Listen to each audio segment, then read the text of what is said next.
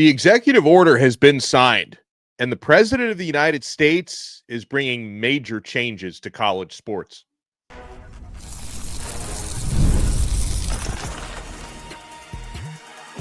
You are Locked On ACC, your daily podcast on the Atlantic Coast Conference. Part of the Locked On Podcast Network, your team every day. Shout out to the everydayers, and thank you so much for making Locked On ACC your first listen and your first watch. We're available free wherever you get your podcasts. We're free on YouTube. We're part of the Locked On Podcast Network, your team every day. I am Alex Donno from Locked On Canes. He is Kenton Gibbs from Locked On Wolfpack. Kenton, a former NC State defensive lineman, keeps you covered on all things NC State. I keep you covered on all things Miami. And here on Locked On ACC, we keep you covered on all things, including this new executive order that has been signed as of Thursday by the President of the United States called Saving College Sports. Also on this episode, we're going to welcome in Grayson Singleton, he's in his third week, new host of Locked On SMU, to get a preview on the Mustangs. And then Kenton Gibbs, he had a chance to sit down with Rich Clark, who's the executive director of the College Football Playoff. A lot of questions about, where the ACC is going to be with all these CFP changes. Kenton is going to get the answers for you. But KG, I guess we're not surprised that this executive order got signed because, for the last week or so, we did an episode about it last Friday. It felt like it was going to happen at any minute. Oh, hey, you're muted. It was something that we foresaw coming. You're absolutely right about that. The swiftness with which it happened was a little bit surprising because normally when you think about big governmental changes or even executive orders, which is not exactly something that gets caught up in red tape and bureaucracy the way many things in government do, it still was like we heard about it in the middle of last week, and before this week is over, boom, executive order written up and all that.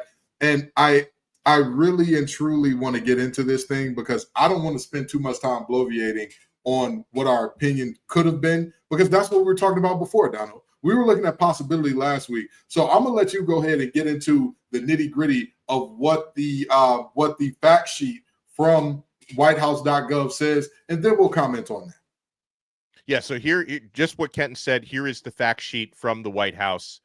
Today, President Donald J. Trump signed an executive order to protect student athletes and collegiate athletic scholarships and opportunities, including in Olympic and non-revenue programs. I do think there is some good, just my side note on that. Including in Olympic and non-revenue programs and the unique American institution of college sports. The order requires the preservation and, where possible, expansion of opportunities for scholarships and collegiate athletic competition in women's and non-revenue sports. The order prohibits third-party pay-for-play payments to collegiate athletes. This does not apply to legitimate, fair market value compensation that a third party provides to an athlete, such as for a brand endorsement. The order provides that any revenue sharing permitted between universities and collegiate athletes should be implemented in a manner that protects women's and non-revenue sports. The order directs the Secretary of Labor and the National Labor Relations Board to clarify the status of student athletes in order to preserve non-revenue sports and the irreplaceable educational and developmental opportunities the college sports provide. The order directs the Attorney General and the Federal Trade Commission to take appropriate actions to protect student athletes' rights and safeguard the long-term stability of college athletics from endless, debilitating antitrust and other legal challenges. And by the way, ironically, there are going to be legal challenges for this, I think. The order directs the Assistant to the President for Domestic Policy and the Director of the White House Office of Public Liaison to consult with the U.S. Olympic and Paralympic teams and other organizations to protect the role of college athletics in developing world-class American athletes. All right, Kenton, and again, I think there's some good stuff in there when it comes to protecting women's sports, non-revenue sports, because it's not all about the billion-dollar sports. But what part of this would you like to dissect when it comes to maybe some of the concerns that you have? Well, look, I do want to also acknowledge non-revenue sports and their protection is vital. Let's be very honest about that, right? We talk about, the things where America is exceptional and the things that America has traditionally been great at. Every Olympics, regardless if it's the Winter Olympics or the Summer Olympics, when it comes around, when you look at that medal count, Guess who's always going to be either at the top or right near the top, right? What is a kilometer? Oh, USA, baby. That's where we are, right? It's important that we keep the system that allows us to dominate in that going. Absolutely. So I do appreciate that. But now I'm going to speak to, Mr. President and those who have the power to turn the levers here, as well as our listeners. I think that we're doing ourselves a great disservice by adding in red tape for stopping pay for play and legitimate advertising purposes and all that. How do we determine that? I'll give you a prime example of how hard this is to determine. Donno, give me an estimate on how many celebrities you would guess right now get paid over $1.75 million per ad post. Just give me an estimate on how many you would assume fit in that category. Well, I know I'm not one of them. I'm going to guess, I don't know, 3,000 celebrities fit into that category. That is a wildly larger number than I would have gone with, but 10. Oh, really? 10 according 10. To maybe I just want to be one of those people so bad. And here's the thing, actually. When you look at it, now mind you, that number is very specific in terms of over 1.75 million. And I'm sorry, the number is actually 11 for 1.75 million. But if you lower the threshold to 1.5 million, the number expands even larger. What's the purpose of me saying that? I'm talking about this is how much they get paid per post. So if we wanted them to post about Locked On ACC, let's say David Locke said, hey, we love what Ken and Donno are doing. We love them so much. And we know that Beyonce has a connection to Megan Thee Stallion. And Ken really loves Megan Thee Stallion. We're going to pay Beyonce to post about Locked On Wolfpack just 3 times. That would run David Locke and this company a little under $6 million for 3 posts. 3 posts. Wow. What do we do to determine this is your value? Yeah. What do we do? Because even if hypothetically, even if Beyonce sent all of the Beehive, which we know is one of the most ravenous fan bases there is, to Locked On Wolfpack, do you think that there's enough overlap for them to stick on with us and for us to generate a return $6 million out of that deal? But nobody is going to go to Beyonce and say, it's not legitimate that you're getting paid that much by these people. It's not legitimate. If these universities, if these collectives want to pay players, who are we to stop them? This is America, the land of opportunity. And one thing that I hear so often about players is, well, and stick with me here because I'm gonna get back to this in a roundabout way. But one thing I hear a lot when people talk about an NFL player, NBA player getting divorced, they say, oh, yeah, the wife, they played 10 years in the NBA and the wife just got half of 10 years worth of work. And I always laugh at that. And I think, y'all don't understand what it takes to get to these leagues. Y'all don't understand what it takes to get to that level. If you think just the years that they were a professional was the work. This work starts for most of us at like 10, 11. It's rare to hear the story. Yeah, I never touched a football until I was 14 years old, and I turned myself into an All-American. That's rare. You don't see that often. This starts when we are small children. I started playing when I was 4. The league I played in had a weight limit when I was 6, meaning I had to run around a field and wearing a trash bag to get under the weight for hours a day. We have played this game. We have competed at this game. We have done that for forever. Don't get me started on the basketball AAU circuit and how many games those kids are playing per weekend to get to this level. The work that it takes to get to this level, it is specialized and unique. Even if you want to argue, oh, well, how specialized and unique can it be if there are thousands of athletes? The same way, and this is why I wish everybody was an athlete that was like near my caliber so that they could hear the stuff that we heard when we were kids. Everybody said you're never going to play in the league. 1% goes to college. And then 1% of that 1% goes to professional. Now let's go back a level. You just said that 1% go to college. So if 1% go to college on a full scholarship to play a sport, that means that you are objectively you have something in terms of skill or talent. You have put in the work to put you above 99%. Now, if your argument is the 1% never deserve more than everybody else, I'm okay with hearing that. But don't stop at sports. Don't you stop at sport. Don't you stop at college sports. Go to the NBA and tell LeBron you need to be making as much as Patrick McCaw. Go to the NFL and tell Pat Mahomes, hey, the backup, the third string tackle for the New York Jets needs to be making as much as you. That's what this is, because we no longer delineate between those who have worked and grinded at something that got them paid to a certain degree and those who haven't. I'm just hopeful that this when it comes to legitimate business purposes or fair market value, which I hope that whoever is in charge of interpreting what that means does it in a way that's fair to the athletes, because I can understand what they're trying to cut out here, which I think is kind of understandable, are basically collectives that just exist for the sole purpose of paying for play, which is not what you're supposed to be doing, right? And now we do have revenue sharing that comes with the new House settlement.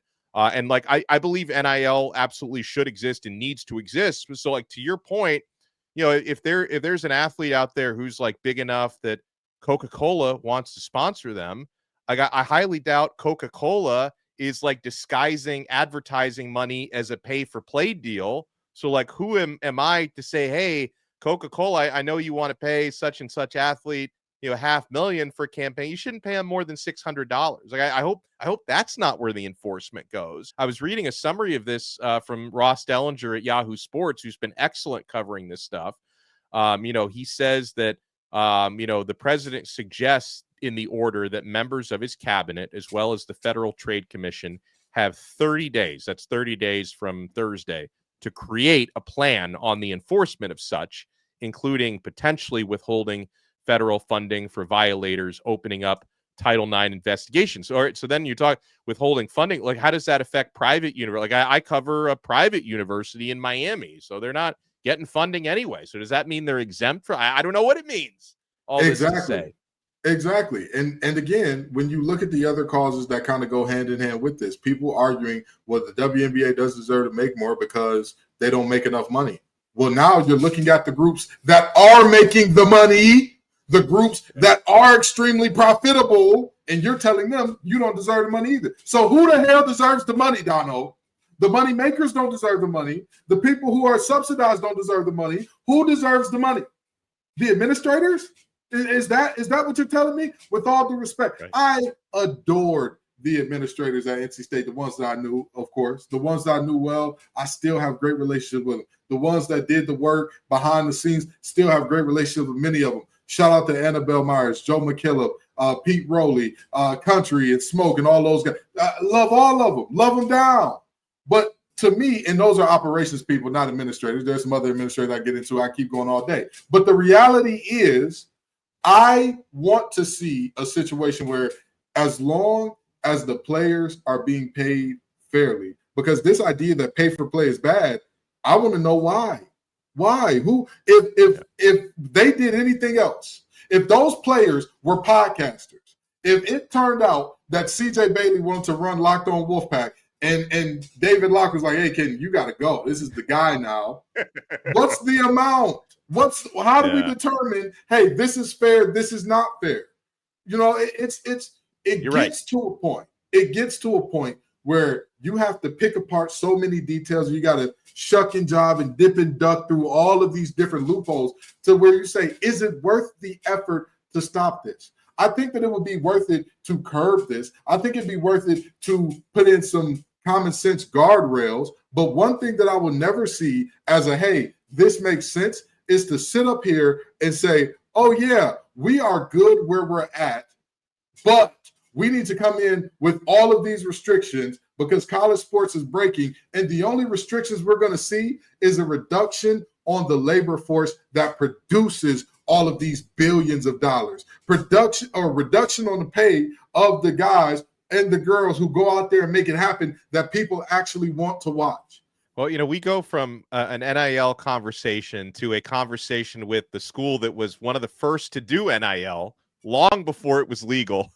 We're going to get a preview on the SMU Mustangs. Grayson Singleton is the newest host, one of the newest hosts on the Locked On Podcast Network. He's going to join us next. A little bit later on, Kenton's going to sit down with the director of the College Football Playoff.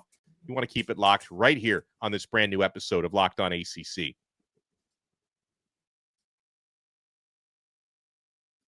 I already know you're keeping it locked to FanDuel. Folks, summer sports have been getting us through, these long dog days before football is back. Whether you're all about baseball under the lights, golf on the green, high-stakes soccer action, and football is a month away. FanDuel is the best way to make every game even more exciting. You've already been following the action. Why not make it a little more thrilling? With FanDuel, you can get in on the game while your friends are getting sunburned at the beach. I've been using FanDuel to track my favorite matchups, and the app keeps it fresh with new daily promotions and fun ways to bet. It's easy to use, fast to pay out, and makes even regular season games feel like must-watch events. Whether I'm placing a same-game parlay or watching a bet ride into the ninth inning, FanDuel makes it feel like I'm part of the action. New to FanDuel, new customers can bet just $5 and get $150 in bonus bets if your first bet wins. Open the FanDuel app today or visit FanDuel.com to get started. Thank you so much for making Locked On ACC your first listen and your first watch. For your next listen, make sure you check out Locked On SMU. Yes, we have SMU now on the Locked On Network, which honestly, after the season they had last year, long overdue. And the new host of Locked On SMU, Grayson Singleton, is nice enough to join us. Grayson, how are you? What's going on, fellas? How we doing?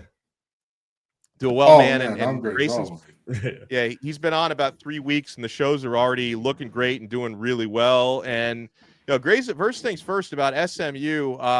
They caught Kenton and I a little unprepared last year with just how good they were. The 11-1 regular season, ACC championship game appearance. They got to the college football playoff. They snuck under everybody's radar last year. The secret is out, though, and they're going to have that bullseye on their backs this coming season. How do you think that changes the mentality from Rhett Lashley and company?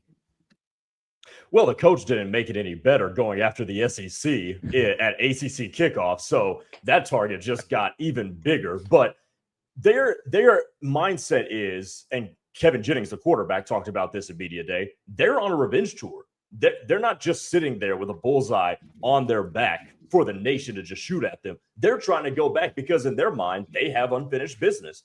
They lost the ACC championship game, even though they were within a 56-yard field goal of taking it to overtime. And then they get mollywopped at Happy Valley in Penn State in the first round of the college football playoff. So they are taking those two losses really, really hard. And they did so. But now over the offseason, they've developed the mentality that, everybody's coming for us because they want to put us back down where in the dirt where we've been for the last 3 decades. Nobody wants this upstart team to continue to be the team that everybody talks about, the national media darling and whatever.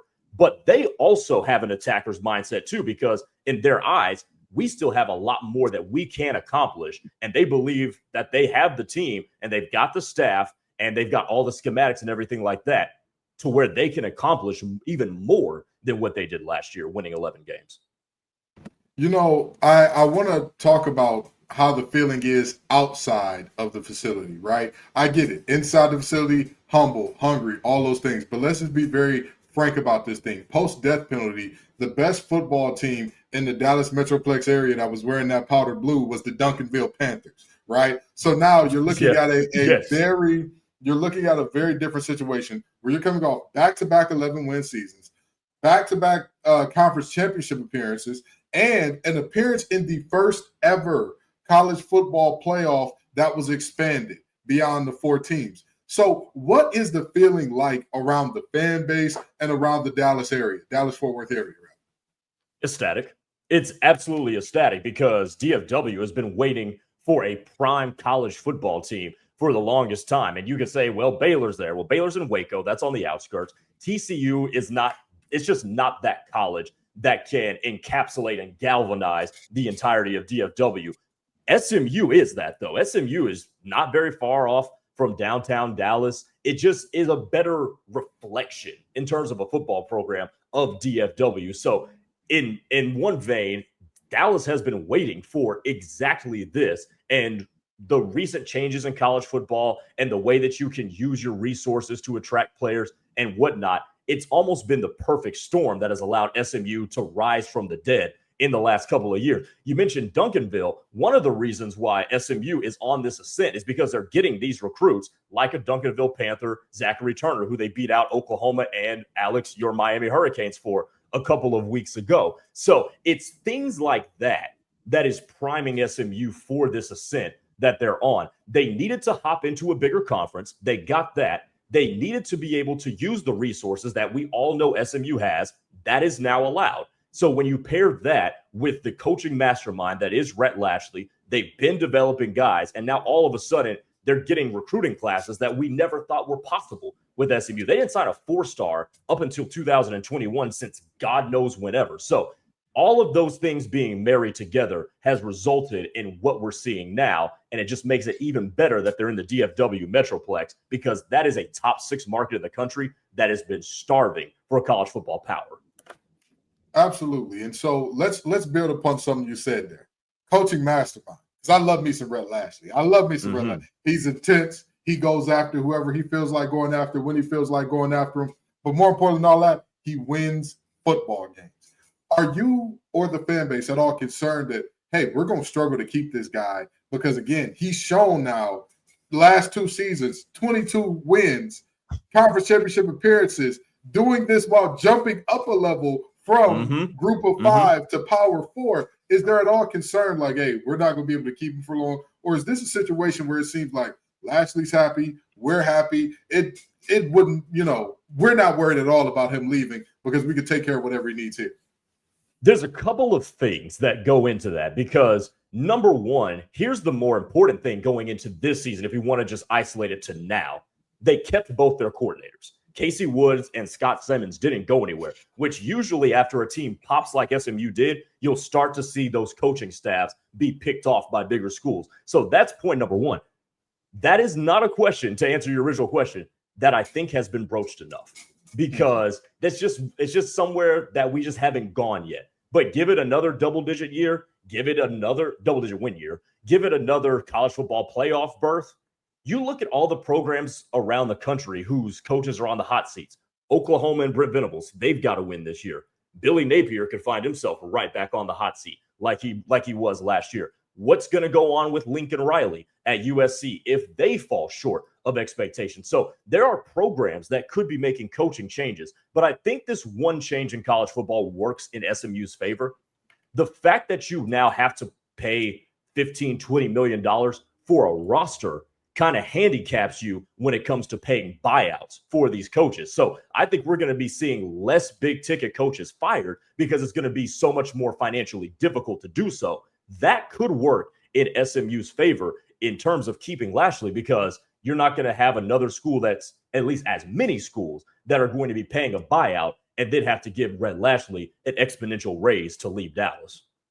Well, I absolutely love what you said there. And I know a certain Great fan point. base may be disgusted by hearing teams don't want to do big ticket buyouts because their team is desperate to maintain some wins and some coaches there. Yeah. Not going to point any fingers. One more question, and then I'll hand it over to Donno here.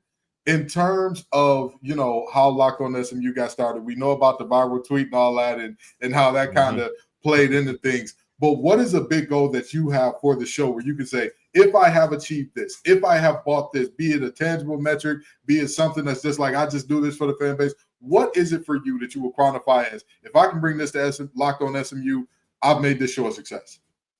The other point to that as well, we talked about the viral tweet, is that I'm actually a DFW kid. So I grew up in DFW, went to college at Oklahoma State, and I've been in the state of Oklahoma ever since.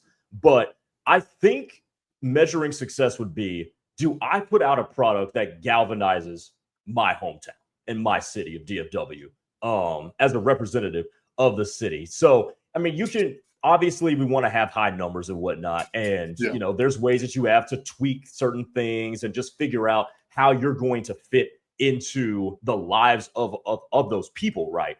But man, if I can just be somebody who's talking about DFW's team, and that's the relationship that the symbiotic relationship that you have between media and the team, because the team's success and lack thereof can affect that in positive or negative ways. So, man, if they're successful and that I can just create successful, entertaining, informative content, man, that's success right there, because that would just be me putting out for where I'm from.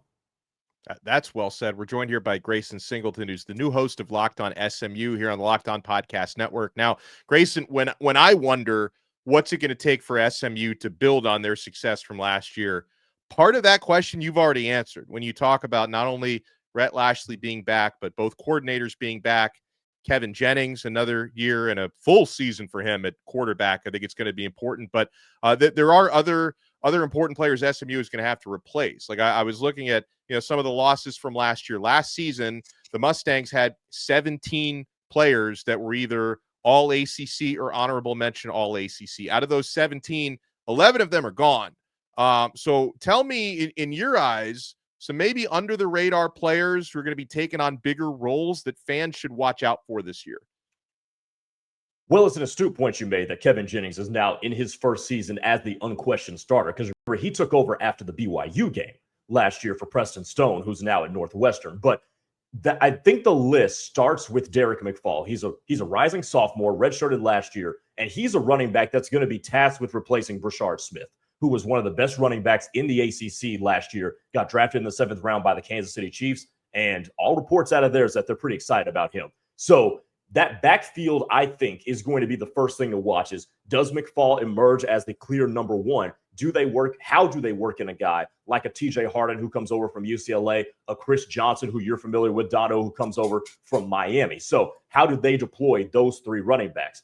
The other thing that you're having to watch for is SMU lost both of its linebackers from last year, Colby Wilson and Ahmad Walker. There's the name. Colby Wilson and Ahmad Walker are no longer there. They were the leaders and the captains of that defense. Now, Alex Kilgore, who was further down the depth chart on SMU's defense, he's going to ascend to a starter. They also bring in from East Carolina transfer linebacker Zakai Barker, who was a really good player in the American Conference. Again, SMU familiarity there with them in the former conference. So those are guys they're going to have to rely on, but really the leader of that defense, you could imagine, is going to be the safety Isaiah Wacobia. He's a projected first-team All-ACC guy at safety. He's going to be, I think, the heart and soul leader. He was there at ACC Media Day as well, part of the SMU contingent. So those are the names right off rip that you're going to have to get familiar with.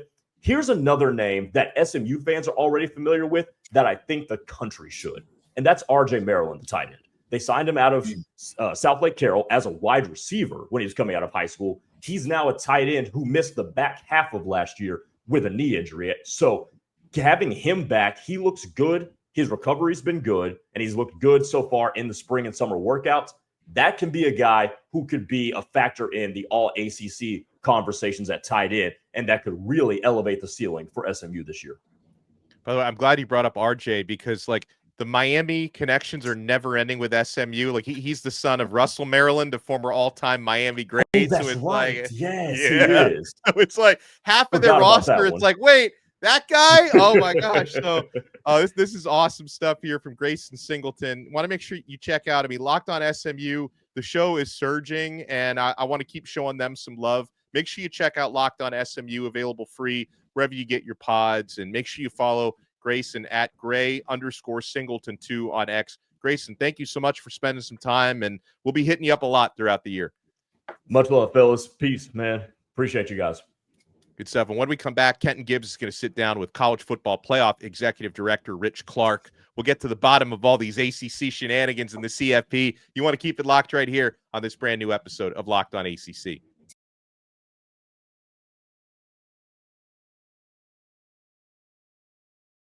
Hey, everybody, I'm Kenton Gibbs, and we're here with the CFP director, Rich Clark. So, Rich, what I wanted to get into today is a little bit of your background, how you got to this position, and what your role is. Because let's be honest, ACC fans right now, they're a little upset about everything to do with the playoff, from Florida State getting miffed up to potential expansion possibilities that may limit how many ACC teams get in. So let's talk about who you are, what you do, and what the ACC can do to kind of get more teams in and protect itself? Sure. Well, first I'll say thanks for having me.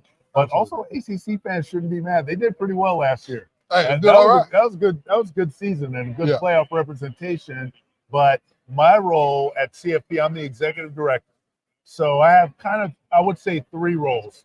My first role is to help gather our conference commissioners, the 10 FBS commissioners, plus the Notre Dame athletic director to make decisions about the college football playoff. And they're the ones that make the decisions. They vote on what the format's going to look like. They vote on where we're going to have our games, every aspect of it. We bring them together to make those decisions. So that's one. The second thing I do is I convene the selection committee. So that's the 13 people, the 5 sitting athletic directors, plus coaches, former players, journalists. They're the 13 that actually do the ranking. So we meet week 7 and meet all the way through the end of the season, right to the conference championship weekend. And we will rank them every week to the final ranking. And that's how we place everybody into the playoff. So they rank them 1 to 25, and then the top 12, if that's where we stay, we'll get into the playoff and go compete for the championship. That's another one.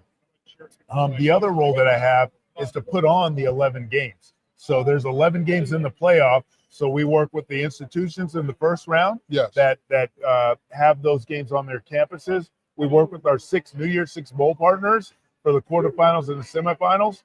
And then we work with the host city to have the championship game. Last year, it was in Atlanta. This year, it'll be in Miami. So our team puts on those 11 games. So working with the conference commissioners, doing the selection process, and then putting the games on. My main 3 roles, and I have the privilege of leading our team to do that. So it seems like, and correct me if I'm wrong here, it seems like you have much more of a jurisdictional role than a kind of opinion, and I put my thumb on the scale to make it go one way or the other type of role. Yes, thank you for saying that. Oh yeah, I had to protect you. You're the protected mom. Mom, you're safe. I know you're watching this. Love you. Yes. But you protect my mom, so I gotta look out for you. Right. So you have these 3 things that you do. Let's talk about the locations of the games a little bit here, because that's been a very big part of this discussion for a lot of people. ACC fans generally are happy with where the games are because they're normally either out west or in the southeast or anything like that. Are you planning on moving any potential sites from home games and New Year's 6 bowls, or is that currently something that's going to stay? Right now, we're in a good place with that. We're still talking and haven't 100% finalized everything, but we like the campus games. Those are very good. Some of our games will be in bowls, in our New Year's 6 bowls, and we're still working through that issue. And then every year, we will choose the city that it's going to be. And we choose it years ahead, though. Like we already know this year it's going to be in Miami. Next year it's going to be in Las Vegas. And then we're in the process right now of deciding for the next couple of years after that. So we really do. The campus games were spectacular this year. I mean, they were energized. Oh, my gosh. It was so good. And to have the first ever one be at Notre Dame, a team that's ACC-ish. ACC adjacent. Right. They dip a toe in, pull a toe out. There you go. All right. But it was great. Yeah. It was amazing. I was at the game. All of them were fantastic. And then our bowl partners did a great job with the quarterfinals and the semifinals. Absolutely. That's the tradition, of college football, the Rose Bowl, Orange Cotton, Fiesta, all sugar, all of them. I think I only named 5. Who'd I leave out? I'm going to get in trouble. Don't worry about it. We know you love all the New Year's 6. I love them all. We know. You guys. And then the cities that host our championship game, Atlanta was amazing. I mean, they know how to host big events, and they're a great city. They do it well. Miami is a destination city. People just like to go to Miami, let alone go for a champ game. It's going to be killer. So let me ask you one more thing. I know you're busy. I know you're on the go here, but let me get into the situation of playoff expansion. Right. Okay. Yeah. It's a 2-pronged question here. Okay. We're looking at expansion. How likely is it to expand from 12? Because it feels like it's all but a foregone conclusion at this point that expansion, even from the 12 that we're expanding to, is coming as well. So how likely is that, number one? And number two, what can the ACC do to continue having, like you referred to in the beginning of this, good years in terms of representation? So how likely is it? I would say right now we're looking at 12, 14, and 16.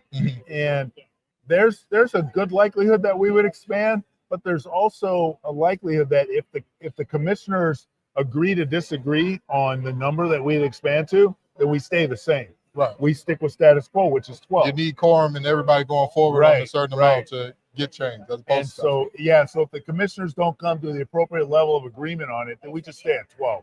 Fair. So, and honestly, I have looked at this every which way you can, which is best, and whatever they decide is going to be good, and we can do it. We're in a space that we know we can make a good playoff. So whichever one it is, it's going to be good. It just there's more access, obviously, with more games. Yeah. But we'll just see where they land, and I think it's going to be just a fantastic playoff. This year will be at 12, obviously, and so we're talking about next year and so forth. What can the ACC do? In a short word, win. You heard it. You heard it here first. That's it. Win the game. Yeah. But I will also say building a competitive schedule. Yeah. ACC is already a competitive conference. Yeah. Lots of great teams, lots of strength within the conference. But also building a competitive out-of-conference schedule is also helpful. Mm-hmm. Obviously, one that you can succeed in and do well in, but that's not, lower than maybe your standard of play. I would say continue to challenge yourself with a good schedule, but most important is go out there and win the game.